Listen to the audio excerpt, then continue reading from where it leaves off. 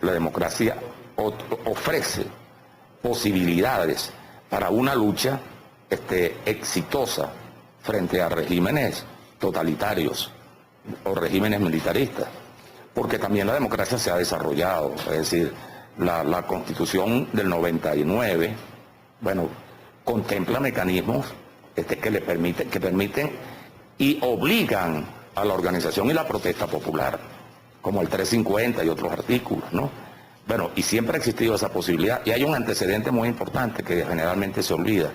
En América Latina, y usted lo refería a Insulza recientemente, hay que recordar que en años pasados 9 presidentes dejaron la presidencia de la República sin que se interrumpiera el hilo constitucional, sin que su salida fuera producto de golpes de Estado tradicionales, sino que se restableció la democracia, se convocaron elecciones y muchos siguen allí. Entonces ya la lucha por la democracia no tiene que conducir necesariamente a un desenlace traumático, ¿no?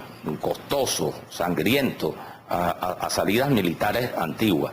También el desarrollo de la sociedad civil en estos años ha permitido también formas de lucha muy importantes, que es toda la experiencia de Europa del Este, que fueron las grandes organizaciones de la sociedad civil y el movimiento obrero, las que de alguna manera dieron el empujón final a los coletazos del sistema comunista que quedaron en otros países, ¿no?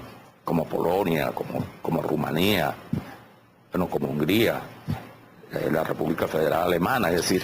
Bien. Ahora, lo que hay que tener claridad, eso sí, la dirigencia política, es la naturaleza de este modelo. De lo que están enfrentando. Y que enfrentarlo no puede ser con las fórmulas clásicas. Es decir, no puedes ir solamente pensando en la sucesión presidencial lineal por la vía de la alternabilidad democrática o electoral. Ojalá ese sea el camino.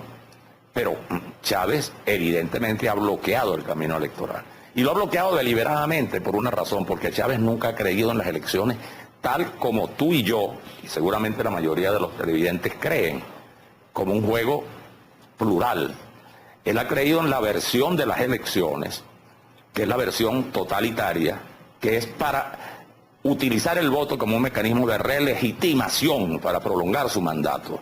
Por eso se abusa de los famosos referéndum y todos estos mecanismos plebiscitarios.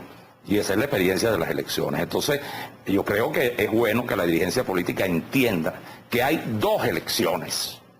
Hay una elección democrática y una elección que parece democrática, que se desarrolla en un marco democrático, pero que está confiscada y está concebida y estructurada de tal manera para que sus resultados no sean a favor del cambio, sino que sean a favor de la perpetuación de este tipo de personajes en la presidencia de la República. Y déjame decirte que ocurrió un caso porque estos regímenes no creen en las alternancias, pero claro que es algo esencial en la base. Pero aquí está un caso reciente, lo que ocurre en Argelia. El señor Bouteflika se volvió a elegir en unas elecciones que todo el mundo sabe que son fraudulentas.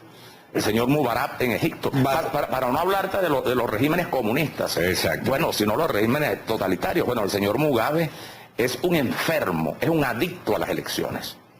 No hay un ser más demócrata, si medimos las elecciones como el rasero para definir la vocación democrática o antidemocrática de un político, que el señor Mugabe. Bueno, y ahí está, gobernando, ya va para los 30 años, y todos sabemos en qué se ha convertido ese país. Por eso a mí me preocupa mucho, Leopoldo, y tú que manejas ese tema, es muy importante, unas recientes declaraciones de la secretaria de Estado, Hillary Clinton. Así es. Cuando ella decía, con la ingenuidad o la superficialidad, porque pienso que Hillary Clinton, después de ser 8 años primera dama y senadora del estado de Nueva York, es muy difícil que no entienda el modo de ser de los latinoamericanos. Pero ella decía, por ejemplo, que a Chávez se le ha aislado.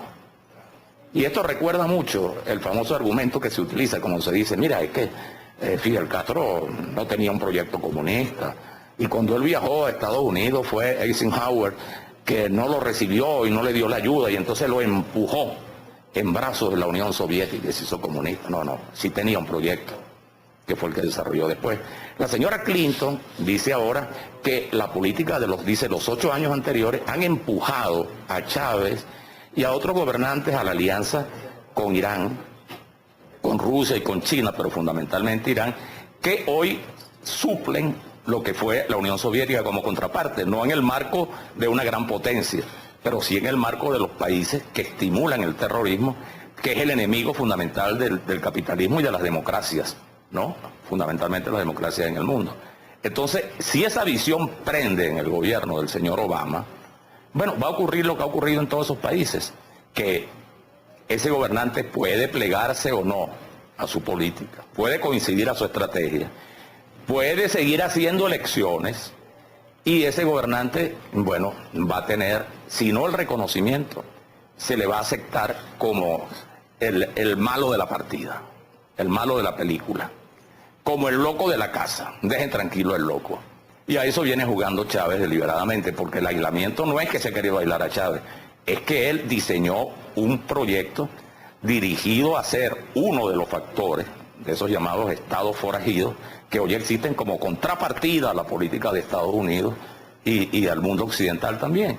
Entonces, puede ser que Chávez llegue a acuerdo con Obama, se van a mantener las relaciones económicas que cada vez son mejores, paradójicamente, pero el drama de los pueblos, de quienes padecen esos regímenes, jamás ha merecido el interés de las grandes potencias ni los Estados Unidos.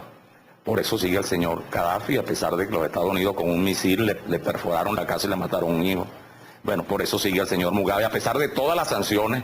Por eso está Fidel Castro, a pesar de todas las sanciones. Mubarak. Y por eso Mubarak y están todos estos reyes. Entonces, Chávez juega en esta estrategia a hacer, ok, está bien, yo soy el bandido, pues.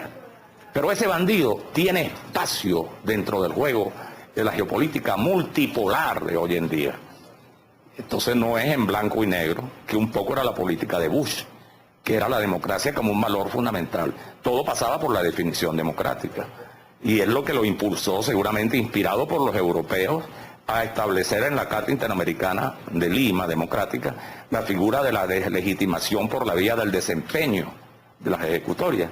Porque los norteamericanos tradicionalmente le confieren legitimidad o le conferían legitimidad únicamente al origen legítimo. Y siempre que haya elecciones y esas elecciones son reconocidas, habrá legitimidad de origen. Entonces, eso es importante porque el Parlamento Europeo acaba de aprobar una resolución donde insiste en la legitimidad de desempeño en relación al caso de Venezuela. Creo que vamos a una conflictividad mayor, como lo decía Isabel Pereira, por cierto. Creo que hay no solo un despertar, sino que hay una organización de la sociedad que incluye, cuando se suele hablar de disidencia, ¿no? Todos los factores que se oponen a este proyecto y donde va a haber una presencia importante de sectores que han estado, y algunos que a lo mejor todavía están de alguna manera vinculados con el chavismo.